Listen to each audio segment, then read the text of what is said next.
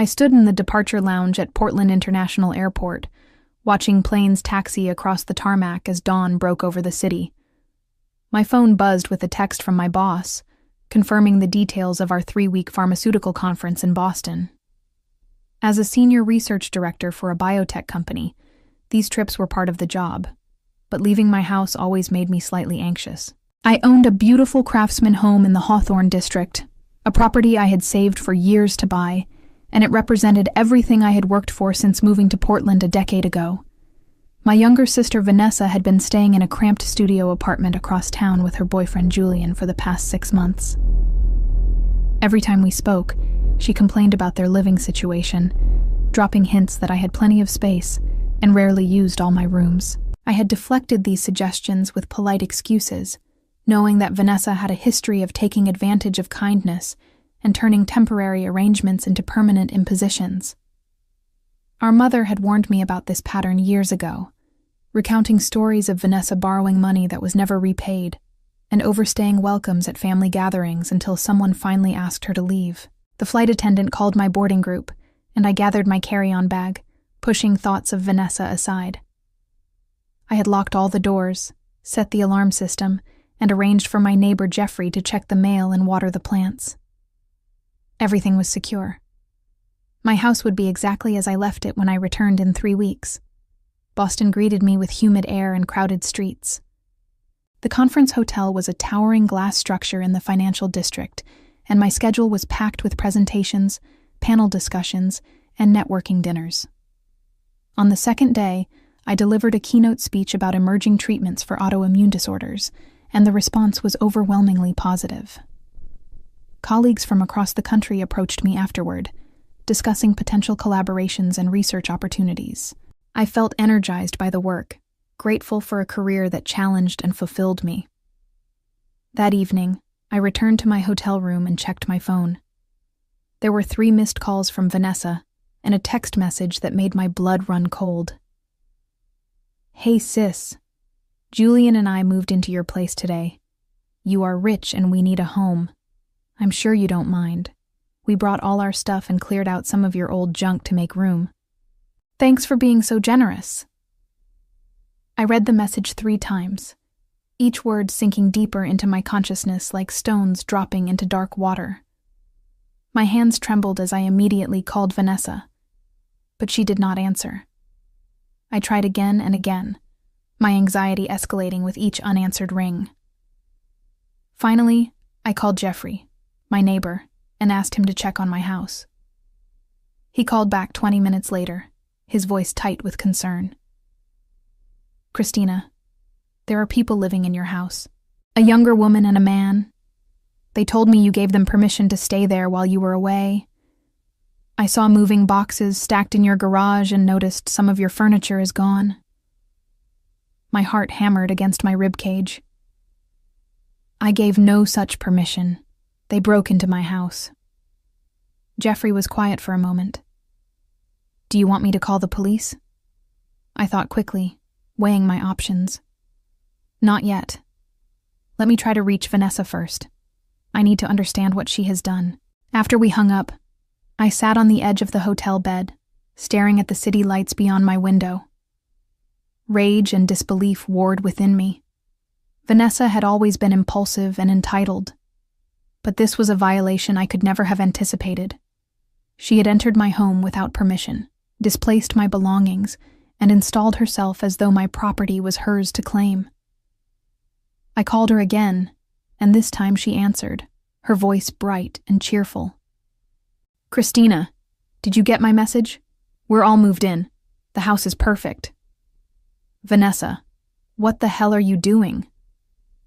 My voice was low and controlled, each word deliberate. "You do not have permission to be in my house."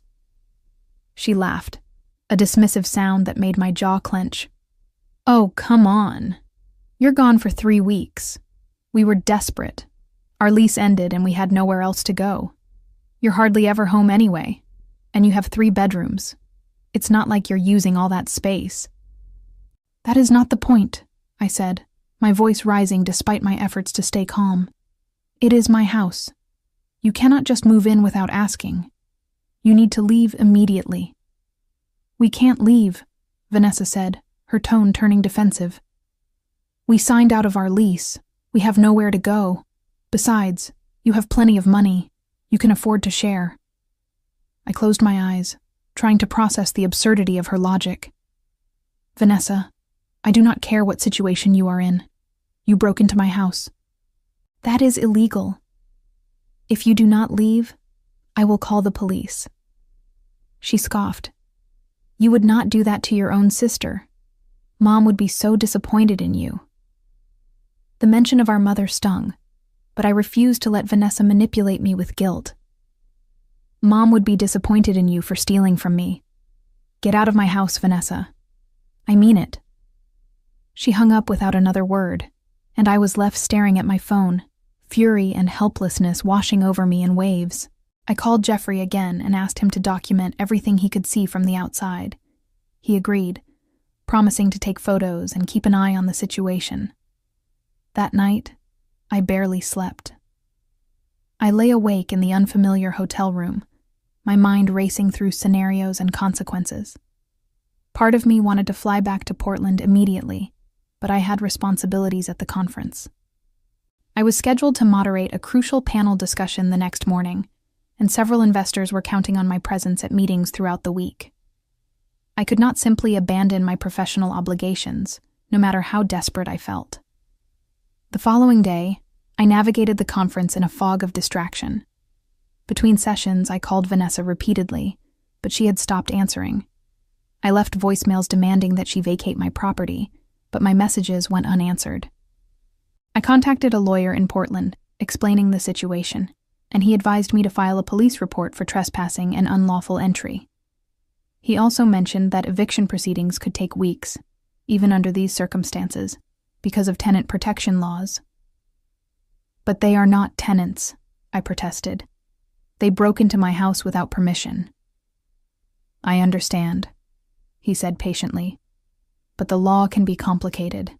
If they establish residency, even without a formal lease, removing them becomes more difficult.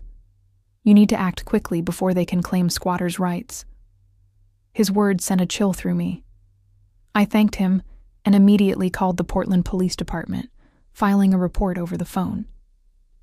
The officer I spoke with was sympathetic, but explained that because this was a civil matter involving family, they would need to investigate before taking action. They promised to send someone to check on the property within 48 hours. 2 days passed in agonizing slowness. I attended conference sessions, smiled at networking events, and delivered presentations, all while my mind remained thousands of miles away in Portland. Jeffrey sent me updates and photos. In one image, I saw Vanessa lounging on my porch swing, a glass of wine in her hand, looking completely at ease. Another photo showed Julian carrying my belongings out to the curb in garbage bags. My stomach twisted with nausea at the sight. On the 4th day of the conference, I received a call from an unknown number. I answered cautiously, and a male voice identified himself as Officer Benjamin from the Portland Police Department. "Miss Christina, we visited your property today. Your sister and her boyfriend are indeed occupying the residence.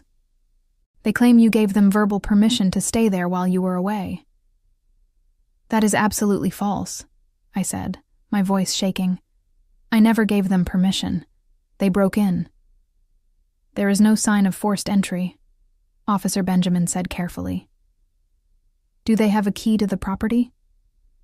I hesitated, my mind racing back through recent weeks. Then I remembered. 2 months ago, Vanessa had visited for dinner. I had given her my spare key to let herself in because I was running late from work. She had never returned it. At the time, I had not thought much about it, assuming she had simply forgotten. Now I realized it had been deliberate. "She took my spare key during a previous visit," I explained. "But that does not give her the right to move in without permission." Officer Benjamin sighed. "Unfortunately, without proof of forced entry and given that she has a key, this becomes more complicated. We can document the situation, but you may need to pursue this through civil court. I would recommend filing for an emergency restraining order and starting eviction proceedings immediately. I thanked him and hung up, feeling defeated and furious in equal measure. Vanessa had planned this carefully, taking advantage of my absence and exploiting legal gray areas to establish herself in my home. The realization that my own sister had calculated and executed this betrayal with such precision filled me with a cold, focused anger. That evening, I sat alone in a hotel restaurant, picking at a salad I had no appetite for, and began forming a plan. If Vanessa wanted to play games with property and legality, I would show her exactly what those games look like when someone with resources and determination decided to fight back. I had spent years building my career and my life, and I would not let her destroy it with her entitlement and theft. I called my lawyer again and outlined what I wanted to do. He listened carefully, occasionally interjecting with questions or suggestions. When I finished, he was silent for a long moment before responding. "That is aggressive, but it is legal. Are you certain you want to go this route with your sister?" "She stopped being my sister the moment she broke into my house and threw away my belongings," I said flatly. "I want her to understand that actions have consequences." He agreed to begin the necessary paperwork immediately. Over the next 2 days, while I continued attending the conference, he filed for an emergency restraining order, initiated eviction proceedings, and prepared documentation for a civil lawsuit claiming damages and theft. He also contacted the police to emphasize that I had never given Vanessa or Julian permission to enter or occupy my property. Meanwhile, I reached out to Jeffrey and asked him to continue monitoring the situation. He reported that Vanessa and Julian seemed to be settling in comfortably, hosting friends on my patio, and playing loud music late into the evening. Neighbors were beginning to complain, he said, which would work in my favor if the situation escalated. On the 7th day of my trip, I received a text from Vanessa. "Stop being dramatic. We're just borrowing the house for a while. You can afford it." I did not respond. Instead, I forwarded the message to my lawyer as additional evidence of her admission that she had taken unauthorized possession of my property. He confirmed that it strengthened our case and assured me that things were moving forward quickly. The conference finally concluded, and I boarded my flight back to Portland with grim determination. I had 2 more days before I originally planned to return, but I changed my flight to arrive early, wanting to confront the situation directly. As the plane descended through the clouds over the city, I stared out at the landscape below, thinking about everything that had changed in just 10 days. I had always tried to maintain a relationship with Vanessa despite her flaws, believing that family bonds were worth preserving. Our parents had divorced when we were teenagers, and our mother had worked 2 jobs to keep us fed and housed. I had responded by throwing myself into my studies, earning scholarships and building a stable future. Vanessa had responded with resentment, always feeling that life owed her more than she had been given. She cycled through jobs and relationships, blaming others for her failures and expecting family to bail her out when things fell apart. But this was different. This was not borrowing money or asking for a temporary place to stay. This was theft, invasion, and a complete disregard for everything I had worked to build. I had tried to be understanding, tried to help when I could, but Vanessa had mistaken my kindness for weakness. Now she would learn the difference.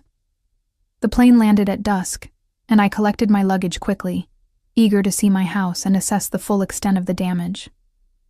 I hailed a taxi and gave the driver my address, watching the familiar streets pass by as we drove through the city. When we turned onto my block, my chest tightened with apprehension. The house looked the same from the outside, its pale blue exterior and white trim unchanged. But as I paid the driver and approached the front door, I noticed details that made my anger flare. The porch furniture had been rearranged, and there were empty beer bottles lined up along the railing. My welcome mat was missing, replaced by a garish one with a cartoon cactus that I had never seen before. I unlocked the door with my key and stepped inside, and what I saw made me stop in my tracks. The living room had been completely transformed. My cream-colored sofa was gone, replaced by a sagging brown couch that reeked of cigarette smoke. My bookshelves, which had held carefully curated collections of medical journals and literature, were empty. In their place were cheap particle board shelves stacked with action movies and video games. The walls, which I had painted a soft sage green, were now covered with posters of rock bands and sports teams. I walked through the house in stunned silence, cataloging every violation. In the kitchen, my dishes were piled unwashed in the sink, and the counters were sticky with spills. My dining room table, an antique oak piece I had inherited from my grandmother, was gone. In its place was a flimsy folding table surrounded by mismatched plastic chairs. The bedrooms were even worse. My master bedroom, where I had spent years creating a peaceful sanctuary, had been overtaken by Vanessa's belongings. My bed was still there, but it was unmade and covered with her clothes. My closet had been emptied, and I found garbage bags in the hallway filled with my clothing, some of which had been carelessly damaged. I walked through every room, taking photos with my phone, documenting everything. The guest bedrooms had been similarly invaded, filled with boxes and random items that clearly belonged to Vanessa and Julian. My home office, where I had worked on research papers and grant proposals, had been turned into a storage room, my desk buried under their possessions. In the garage, I found the most heartbreaking discovery. My grandmother's china, my childhood photo albums, my college diplomas, and countless other irreplaceable items had been piled haphazardly in the corner, some broken, some water-damaged. They had treated my life like trash, discarding what mattered to me to make room for their chaos. I stood in the garage, surrounded by the remnants of my carefully built life, and felt something inside me harden into cold resolve. Vanessa was not here. Neither was Julian. According to Jeffrey, they often left for hours during the day, treating my house like a hotel. They could come and go from as they pleased. I returned to the living room and sat on their ugly couch, ignoring the smell, and called my lawyer. When he answered, I spoke with icy calm. I am back in Portland. I am in my house. It is worse than I imagined. I want to move forward with everything we discussed. No mercy. He assured me that the paperwork was ready and that we could proceed immediately. He had already scheduled a court hearing for the emergency restraining order and eviction notice for the following afternoon. The judge, he explained, had reviewed the preliminary evidence and was prepared to expedite the case given the circumstances. I thanked him and hung up, then sat in silence, listening to the unfamiliar creaks and sounds of my violated home. An hour later, I heard a car pull into the driveway. Voices floated through the front door, laughing and carefree. The key turned in the lock, and Vanessa walked in with Julian trailing behind her, both carrying shopping bags. They froze when they saw me sitting on the couch, their expressions shifting from surprise to something like guilt, though Vanessa quickly masked it with defiance. "Christina," she said, forcing a smile, "you're back early. We weren't expecting you for another week." I stood slowly, my eyes moving from her face to Julian's and back again. I changed my plans. Funny how having your home invaded tends to rearrange your priorities. Julian shifted uncomfortably, setting his bags down. He was tall and thin, with nervous energy that made him seem younger than his 30 years. "Look, we can explain." "There is nothing to explain," I said, my voice level. "You broke into my house, threw away my belongings, and moved in without permission. Those are facts, not misunderstandings." Vanessa rolled her eyes. "We did not break in. I had a key. And we did not throw anything away. We just packed up some stuff you were not using to make room. You're being ridiculous." I gestured toward the hallway. "I found garbage bags full of my clothes. I found my grandmother's china broken in the garage. I found my furniture missing. Where is my dining table, Vanessa?" She shrugged. "We sold it. That old thing was worth like $800. We needed cash for groceries." The casual admission took my breath away. "You sold my grandmother's table? The one she left me when she died?" "It was just a table," Vanessa said dismissively. "You can buy another one. You have plenty of money." Something in my expression must have warned her, because she took a step back. Julian put a hand on her arm, his face pale. "Maybe we should talk about this calmly," he said. "There is nothing to talk about," I said. "You are both going to leave my house right now tonight. Pack your things and get out." Vanessa laughed, a sharp, bitter sound. "We're not going anywhere. We live here now. You can't just kick us out." I pulled out my phone and showed her the screen, where I had opened the email from my lawyer containing copies of the legal documents. "Actually, I can. I have filed for an emergency restraining order and eviction proceedings.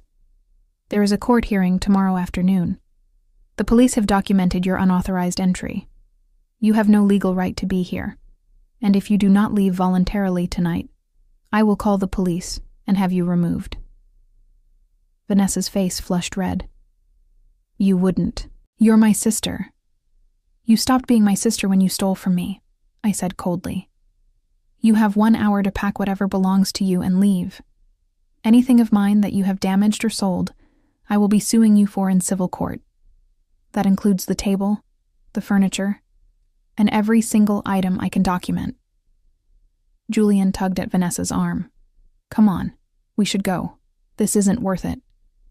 But Vanessa shook him off, her eyes blazing with fury. "This is so typical of you, Christina. Always thinking you're better than everyone else. Always lording your success over the rest of us. I needed help and you weren't here, so I took what I needed. Family is supposed to help each other." "Help is something you ask for," I said. "This is theft, and you are going to face the consequences." She opened her mouth to respond, but I held up my hand. 59 minutes now. I suggest you start packing." For a moment, I thought she might refuse, might escalate the confrontation into something physical. But Julian pulled her toward the hallway, whispering urgently in her ear. They disappeared into the master bedroom, and I heard the sounds of frantic movement, drawers slamming and angry muttering. I sat back down on the couch and called Jeffrey, asking him to come over as a witness. He arrived within 10 minutes, his elderly face creased with concern. "Are you all right?" he asked. "I will be," I said. "Thank you for everything you have done. I could not have managed this without your help." He nodded and took a seat in the kitchen, positioning himself where he could see the hallway. The next hour passed in tense silence, broken only by the sounds of Vanessa and Julian gathering their belongings. They made multiple trips to their car, loading boxes and bags with aggressive thuds and slams. Vanessa shot me venomous looks each time she passed through the living room, but she did not speak. Finally, Julian appeared in the doorway, his arms full of the last boxes. "We're leaving," he said quietly. "But this isn't over." "You are right," I said. "I will see you in court." Vanessa emerged behind him, her face tear-streaked and furious. "I hope you're happy," she spat. "I hope you enjoy your perfect little life in your perfect little house. You always were selfish." I stood and walked to the door, holding it open. "Goodbye, Vanessa." She stalked past me without another word, and Julian followed, avoiding my eyes. I watched them load the final boxes into their battered sedan and drive away, their taillights disappearing into the darkness. Only then did I close and lock the door, setting the deadbolt and the chain. Jeffrey stood and put a gentle hand on my shoulder. "You did the right thing," he said. "I know," I said, though my voice trembled slightly. "Thank you for being here." After he left, I walked through the house again, this time with cleaning supplies and trash bags. I worked through the night, scrubbing surfaces, throwing away garbage, and beginning the process of reclaiming my space. Every corner I cleaned felt like a small victory, a step toward restoration. By dawn, the house was at least sanitary, though it would take weeks to fully repair the damage and replace what had been stolen or destroyed. I slept for a few hours, then showered and dressed in a sharp navy suit for the court hearing. My lawyer met me at the courthouse, reviewing the documentation one final time before we entered the courtroom. Vanessa and Julian were already there, sitting in the back row with a court-appointed mediator who had attempted to negotiate a settlement before the hearing. I had refused all settlement offers. This was not about money or compromise. This was about accountability. The judge, a stern woman in her 60s named Judge Patricia, called the case and reviewed the evidence. My lawyer presented the police report, the photos of the damage, Jeffrey's testimony, and copies of Vanessa's text messages admitting to taking possession of my house without permission. Vanessa's court-appointed representative argued that it was a family dispute and that I was being vindictive, but Judge Patricia's expression made it clear she was not swayed. "Miss Vanessa," the judge said, looking over her glasses at my sister, "you entered your sister's property without explicit permission, removed and sold her belongings, and caused substantial damage. The fact that you are related does not exempt you from the law. I am granting the emergency restraining order, which prohibits you from coming within 500 feet of the property or contacting Miss Christina directly. I am also ordering immediate eviction, effective as of this moment, and ruling that you are responsible for restitution for all documented damages." Vanessa's face crumpled. "But we already left. We don't have anywhere to go." "That is not the court's concern," Judge Patricia said firmly. "You should have considered the consequences before you broke into someone's home. This hearing is adjourned." The gavel struck, and I felt a wave of vindication wash over me. Vanessa turned to glare at me, tears streaming down her face, but I met her gaze without flinching. Julian put his arm around her and led her out of the courtroom, and I watched them go with no sympathy. Outside, my lawyer shook my hand. "The civil suit for damages will proceed separately, but this is a strong foundation. You should be able to recover costs for everything they destroyed or sold." I thanked him and walked to my car, feeling lighter than I had in weeks. The legal victory was satisfying, but it was only the beginning. I had also taken additional steps that Vanessa did not yet know about, steps that would ensure she understood the full weight of her actions. During my final days in Boston, while coordinating with my lawyer, I had also contacted our mother. The conversation had been difficult. Our mother, Dorothy, lived in Seattle and had always favored Vanessa, making excuses for her behavior and pressuring me to be more understanding. When I explained what Vanessa had done, Dorothy's first response was to suggest I was overreacting. "She is your sister," Dorothy had said. "She made a mistake. You should forgive her." "A mistake is forgetting to return a phone call," I had replied, my voice hard. "This was deliberate theft and destruction. She sold grandmother's table, Mom. She threw away my belongings like trash. This was not a mistake." Dorothy had been silent for a long moment. "What do you want me to do?" "I want you to stop enabling her," I had said. "I want you to understand that I am done being her safety net. She needs to face consequences, or she will never change." The conversation had ended awkwardly, but I had made my point. I had also contacted other family members, explaining the situation and making it clear that I would not tolerate anyone who tried to pressure me into dropping the legal proceedings. Some relatives had been supportive, others had been uncomfortable, but I had drawn my line and refused to back down. Now, driving home from the courthouse, I felt the weight of those decisions settling over me. Vanessa had been counting on family loyalty to protect her from the consequences of her actions, but I had shattered that expectation. She would find no refuge, no one willing to bail her out this time.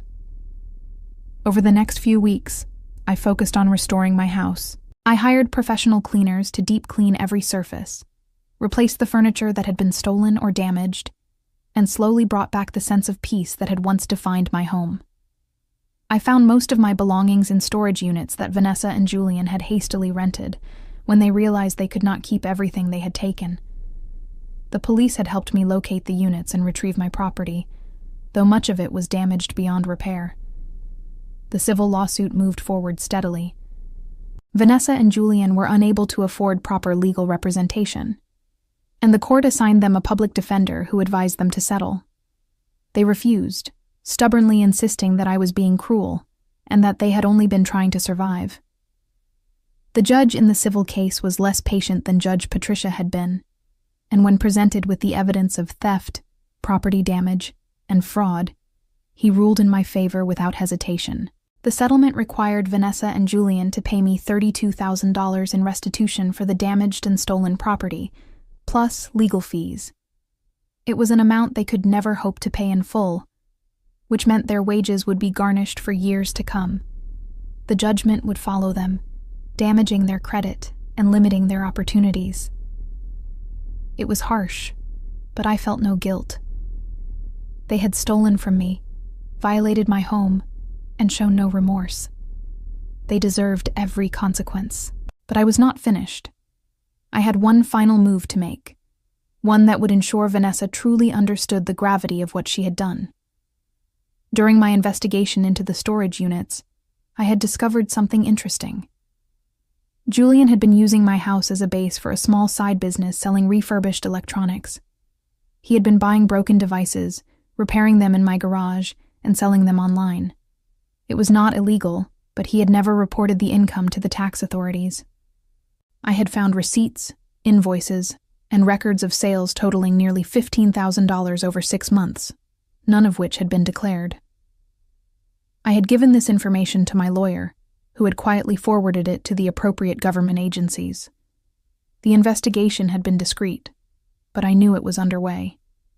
Julian had no idea what was coming. 3 weeks after the civil suit concluded, I received a call from my lawyer. "I thought you would want to know," he said. "Julian has been audited by the tax authorities. They found substantial unreported income. He is facing penalties and possible criminal charges for tax evasion." I felt a grim satisfaction at the news. "And Vanessa?" "She was complicit," he said. "She helped him sell the items and accepted payments. She is also under investigation." I thanked him and hung up, then sat in my newly restored living room, looking around at the space I had fought so hard to reclaim. The house was mine again, but it felt different now. The violation had left invisible scars, a lingering sense of unease that I knew would take time to fully heal. Still, I had won. I had taken back what was mine, and I had ensured that Vanessa and Julian faced real consequences for their actions. It was not about revenge, I told myself. It was about justice. But late at night, when I lay in bed staring at the ceiling, I wondered if that was entirely true. There was a part of me that had enjoyed watching Vanessa's face crumple in the courtroom, that had felt a cold satisfaction when I learned about the tax investigation. I had always been the responsible one, the one who followed the rules and worked hard for everything I achieved.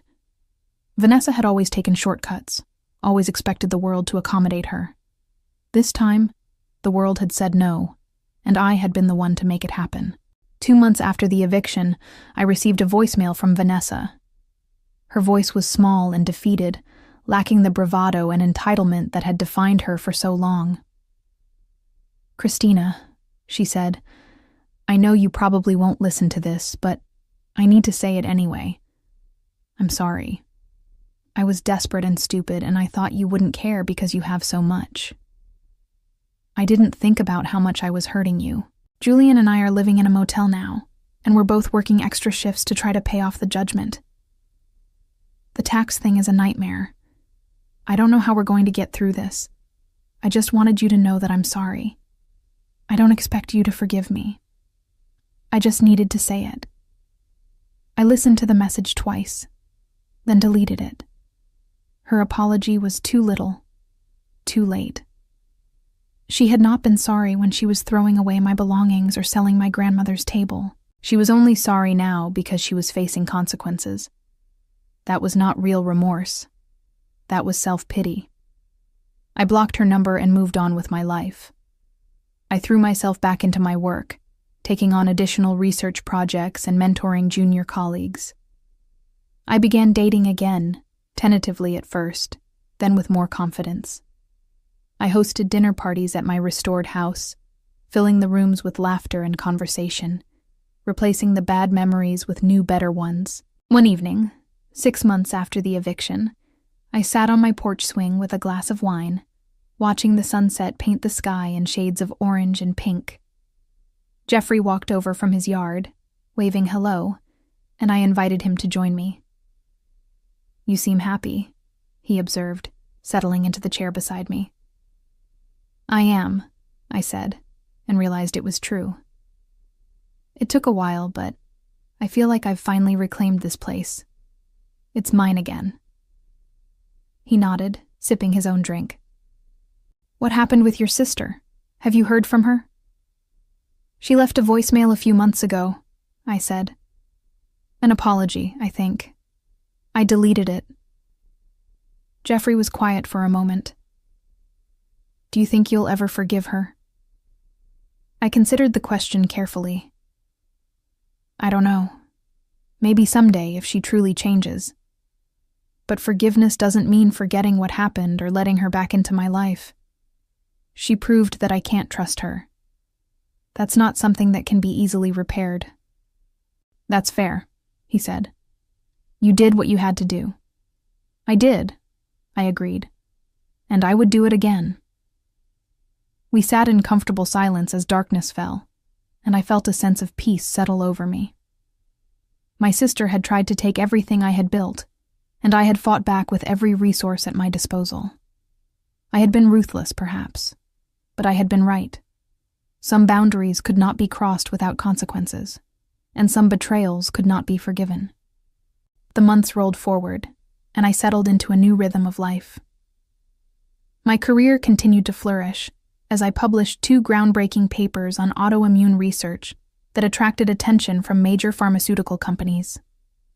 One morning in early spring, nearly 8 months after the eviction, I received an unexpected call from a colleague named Patricia, who worked in Seattle. We had collaborated on a research project years ago and maintained a friendly professional relationship. "Christina," she said, her voice carrying an odd mixture of excitement and hesitation. "I need to tell you something. I wasn't sure if I should, but I think you deserve to know. Your sister Vanessa applied for a job at my hospital. She listed you as a reference." I felt my grip tighten on the phone. "She did what?" Patricia continued carefully. "She applied for an administrative position in our billing department. When I saw your name on her application, I was surprised. Given your reputation, I assumed you two were close. But something felt off about the way she described your relationship. I decided to call you directly before proceeding with her application." My mind raced through the implications. Vanessa had not only used my name without permission, but she had presumably lied about our relationship to make herself appear more credible. It was another violation, another attempt to exploit our connection for her own benefit. "Patricia, I appreciate you calling," I said slowly. "Vanessa and I are estranged. She broke into my home while I was traveling for work, destroyed my property, and I had to pursue legal action to remove her. There was a court judgment against her for damages. I would not recommend her for any position, and I certainly never gave her permission to use me as a reference." The silence on the other end lasted several seconds. "I see," Patricia finally said. "Thank you for being honest with me. I'll make sure her application is rejected and note that she provided false information." After we hung up, I sat at my kitchen table, staring at my coffee as it grew cold. Vanessa had learned nothing.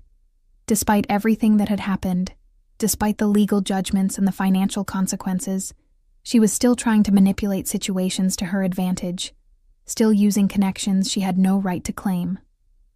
The discovery reignited the anger I had worked so hard to move past. I called my lawyer and informed him about Vanessa's fraudulent use of my name as a reference. He listened carefully and then said, "This could be considered identity fraud, especially if she's been doing this with multiple applications. It might be worth investigating further." "Do it," I said without hesitation. "I want to know everywhere she has used my name, and I want documentation of every instance." Over the next 2 weeks, my lawyer hired a private investigator who discovered that Vanessa had listed me as a reference on 7 different job applications over the past 6 months. Some employers had never bothered to check references. Others had called the general number for my company and been told I did not know anyone by that name seeking employment verification. But several had simply accepted her word, and she had nearly secured 2 positions based partially on the false prestige of having me as a reference. Armed with this information, my lawyer sent cease and desist letters to Vanessa, warning her that any further unauthorized use of my name would result in additional legal action. We also contacted each employer she had applied to, informing them of the fraudulent references. 2 companies that had been considering her for positions immediately withdrew their offers. I felt a savage satisfaction at this development. Vanessa had not simply made one terrible mistake with my house. She was continuing to try to profit from her connection to me, showing a pattern of entitlement and deception that justified every harsh measure I had taken. But the situation took an unexpected turn when I received a call from my mother. Dorothy's voice was strained and accusatory when I answered. "Christina, what are you doing to your sister? She called me in tears yesterday. She said you're destroying her life, that you won't let her move on." I took a deep breath, forcing myself to remain calm. "I am not destroying her life, Mom. She destroyed her own life with her choices. I am simply protecting myself from further harm." "She made a mistake," Dorothy insisted. "A stupid, terrible mistake. But you've punished her enough. The court judgments, the money she owes you, the tax investigation. She's drowning, Christina. And now you're sabotaging her job applications?" "She used my name fraudulently as a reference," I said, my voice hard. "She lied to potential employers, claiming I would vouch for her character when she knows I would do no such thing. That is not me sabotaging her. That is me correcting her lies." Dorothy was silent for a moment, then said quietly, "When did you become so cold?" The question stung more than I wanted to admit. I became this way when my own sister violated my home and threw away everything I cared about like it was garbage. I became this way when I realized that being kind and forgiving was interpreted as weakness. Vanessa had every opportunity to make better choices. She chose not to. These are the consequences. "She's your family," Dorothy said, her voice breaking. "Doesn't that mean anything to you?" "It meant everything to me," I replied. "Until she proved it meant nothing to her." "I'm done with this conversation, Mom. If you want to enable Vanessa's behavior, that's your choice, but I won't be part of it." I hung up before she could respond, my hands shaking. The call had dredged up emotions I had thought I had processed, forcing me to confront the isolation that came with my decisions. I had drawn clear boundaries, had refused to let family loyalty excuse theft and betrayal. But the cost was a fractured relationship with my mother, and the knowledge that some relatives viewed me as the villain in this story. That evening, I met with a small group of close friends at a wine bar in downtown Portland. These were people who had supported me throughout the ordeal, who had listened to my anger and frustration without judgment. I told them about the fraudulent references in my mother's call, and they rallied around me with the fierce loyalty that chosen family provides. My friend Diane, a corporate attorney, raised her glass. "You did the right thing every step of the way. Anyone who says otherwise doesn't understand what it's like to have their sanctuary violated. You had every right to protect yourself and to demand accountability." The others murmured agreement, and I felt some of the tension ease from my shoulders. These people understood. They saw the situation clearly, without the distorting lens of family obligation or misplaced sympathy. As spring turned to summer, I received periodic updates from my lawyer about Vanessa's situation. The tax penalties had been substantial, and both she and Julian were working multiple jobs to try to manage their debts. They had moved from the motel to a small apartment in a rough neighborhood, and according to court documents, they were struggling to make the monthly restitution payments ordered by the judge. Each missed payment extended the judgment and added additional fees, creating a cycle they seemed unable to escape.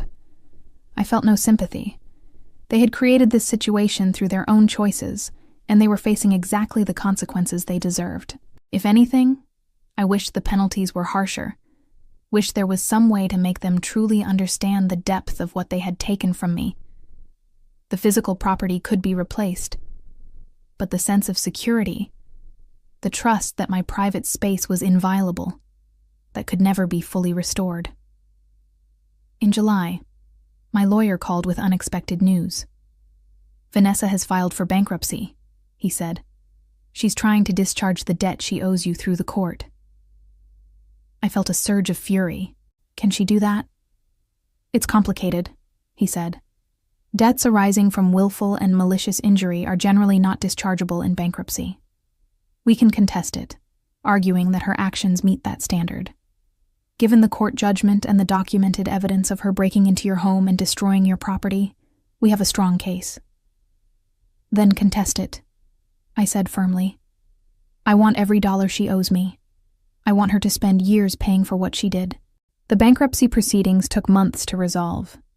My lawyer filed objections, presented evidence, and argued that Vanessa's actions had been intentional and malicious, meeting the legal standard for non-dischargeable debt. Vanessa's bankruptcy attorney tried to paint her as a desperate sister who had made a poor judgment call, but the documentation was overwhelming. The judge ruled in my favor, determining that the debt could not be discharged and would follow Vanessa regardless of her bankruptcy status. When my lawyer called to inform me of the ruling, I felt a profound sense of vindication. Vanessa would spend years, possibly decades, working to repay what she owed me. Every paycheck would be garnished, every tax refund seized, until the debt was satisfied. She would carry the weight of her choices for the rest of her life, a constant reminder that actions have consequences. But even as I celebrated the legal victory, a small voice in the back of my mind whispered doubts. Was this justice, or was it cruelty? Had I crossed a line somewhere, allowing my anger to transform into something darker? I pushed the thoughts away, reminding myself of the garbage bags full of my damaged belongings, the broken china, the sold furniture.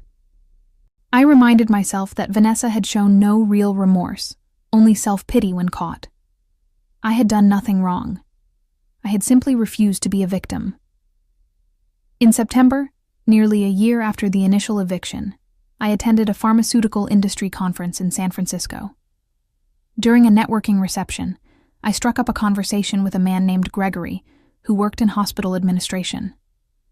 We discussed healthcare policy and research funding, and the conversation flowed easily. Near the end of the evening, he mentioned that he was from Seattle, and we discovered we had several mutual colleagues. "Do you know Patricia from Seattle General?" I asked, and he nodded enthusiastically. "Great person to work with," he said. "She actually just helped us avoid a bad hire a few months ago, someone who had falsified references. Patricia caught it and warned several of us in the network." I felt my chest tighten. "What happened to the applicant?" Gregory shrugged. "Word got around. She's basically blacklisted now in the Seattle healthcare administration community. It's a small world, and nobody wants to hire someone who lies on applications." I excused myself shortly after, claiming an early morning session, and returned to my hotel room. I sat on the edge of the bed, processing what I had learned. My decision to expose Vanessa's fraudulent references had rippled further than I had anticipated. She was not just facing consequences in isolated incidents. She had been effectively blacklisted in an entire professional community, her reputation destroyed before she could even establish it. I should have felt triumphant. This was exactly what I had wanted, was it not? For Vanessa to face the full weight of her actions, to be unable to escape the consequences of her choices. But instead, I felt hollow. The revenge I had pursued so relentlessly had achieved its goals, but the satisfaction I expected was nowhere to be found. I did not sleep well that night. I kept thinking about Vanessa's voicemail from months ago, the one I had deleted without truly listening to. I thought about my mother's question. When did you become so cold? I thought about the person I had been before all of this, someone who believed in second chances and the possibility of redemption. I had changed, hardened by betrayal into someone who pursued consequences with ruthless efficiency. I had won every legal battle, had ensured that Vanessa would pay for years to come, had destroyed her professional prospects in an entire city. I had won completely. But what had I won, exactly? I returned to Portland the next day and spent the weekend alone in my house, walking through rooms that felt both familiar and strange. I had restored everything to its original state, replaced what was lost, but something indefinable had changed. The house was no longer a sanctuary. It was a monument to what had been taken and reclaimed, a symbol of victory that felt increasingly Pyrrhic. On Monday morning, I did something I had not done in months. I unblocked Vanessa's number and listened to her voicemail again. Her voice, small and defeated, spoke of being sorry, of not understanding how much she had hurt me, of drowning in consequences. I listened to it 3 times, and on the 3rd time, I heard something I had missed before. Beneath the self-pity and the desperation, there was genuine remorse. It was buried under layers of excuses and justification, but it was there. I called my lawyer and asked him to prepare a document. I want to restructure the restitution agreement, I said.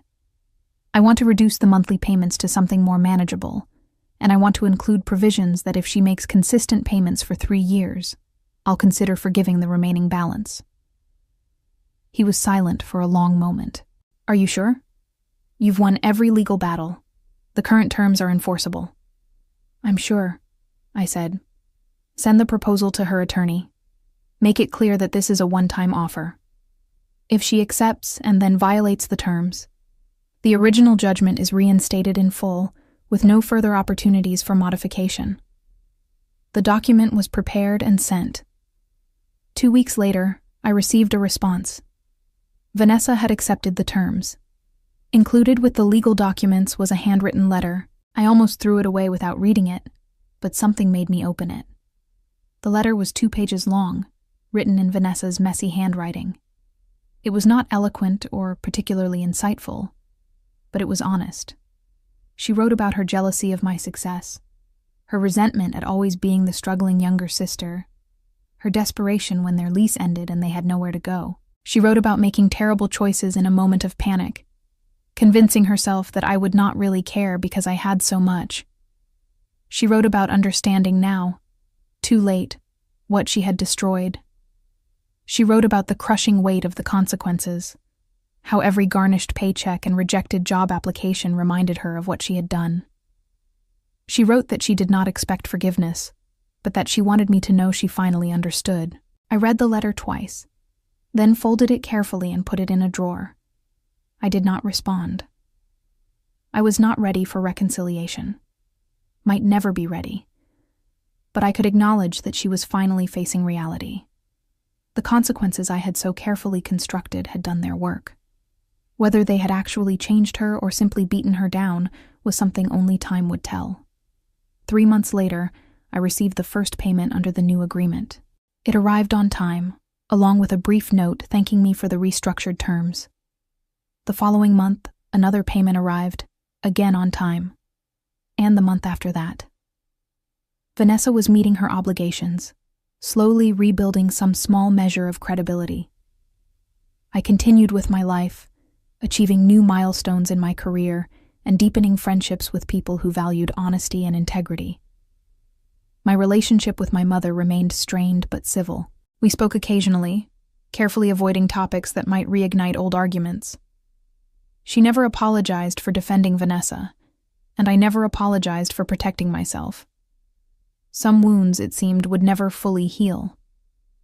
2 years after the eviction, on a cold December evening, I was leaving my office when I saw someone standing near my car in the parking garage. My heart jumped, and my hand moved instinctively toward my phone, ready to call security. Then I recognized the figure. It was Vanessa. She looked different. Thinner, tired, with lines around her eyes that had not been there before.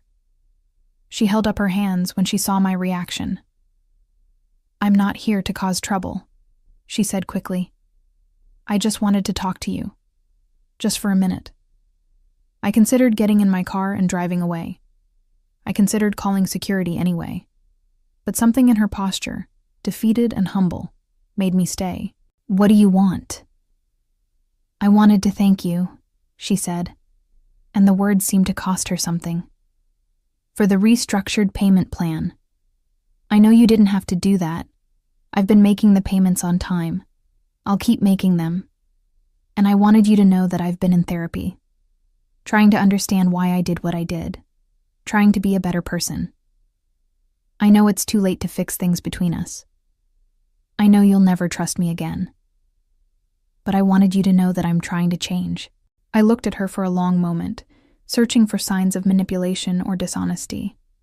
I found only exhaustion and what appeared to be genuine humility.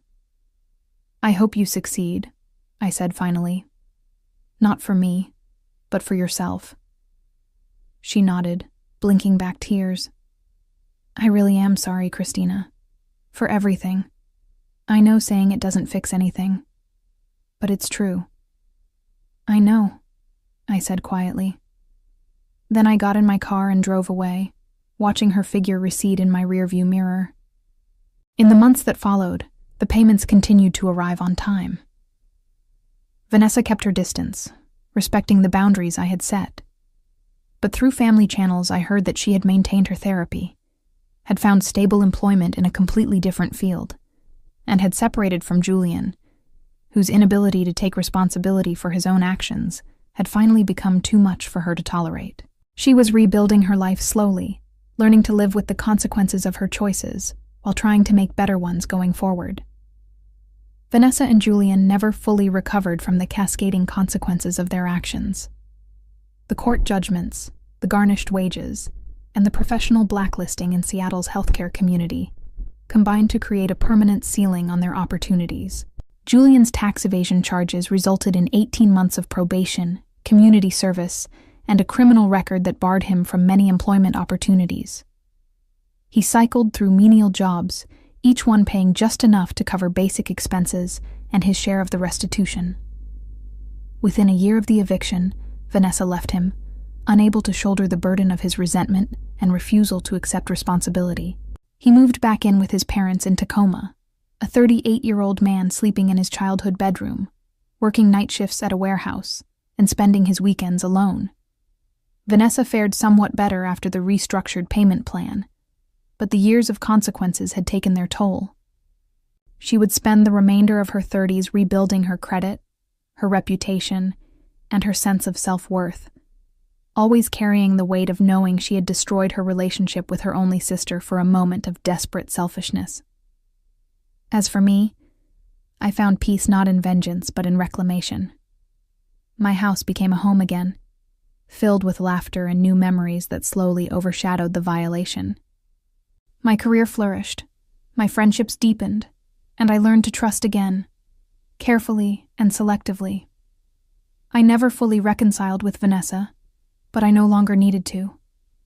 I had drawn my boundaries, enforced my worth, and proven to myself that I would not accept being victimized by anyone, even family. The journey had been painful, and it had changed me in ways both good and difficult, but I had emerged stronger, clearer about who I was and what I would tolerate. Some people learn through gentle guidance. Others require the harsh lessons of consequences. I had provided those lessons without mercy, and though the cost had been a fractured family, I did not regret ensuring that my sister finally understood the weight of her actions. Looking back, I realized that sometimes the most loving thing you can do is refuse to enable someone's worst impulses, even when that refusal feels like cruelty.